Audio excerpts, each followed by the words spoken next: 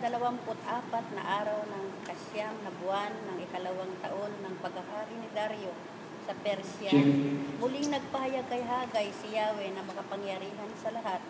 Sinabi ni Yahweh sa kanya na itanong sa mga pari kung ano ang pasya ng mga ito ukol sa ganitong usapin. Halimbawa, may dumampot ng isang piraso ng karneng itinalaga mula sa handog na iniaalay sa altar at ito'y binalot niya ng kanyang damit. Magiging banal din kaya ang mga pagkaing masaling ng kanyang damit tulad ng tinapay o ulam, alak, langis ng olibo at iba pang pagkain? Ang sagot ng mga pari ay hindi. Muling nagtanong si Hagay, halimbawa ay naging marumi ang isang tao dahil humibo sa bangkay.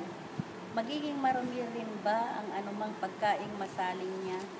Oo, ang sagot ng mga pari.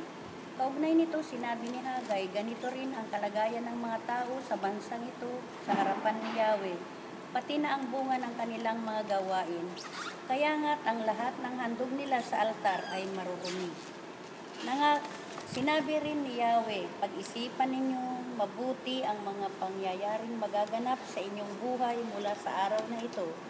Nung hindi pa ninyo nasisimulang gawing muli ang templo, inaasahan ninyong ang isang buntong trigo ay 200 kilo, ngunit yun pala ay 100 lamang. Akala ninyo'y 100 litrong alak ang masasalok sa imbakan, ngunit yun pala'y 40 lamang.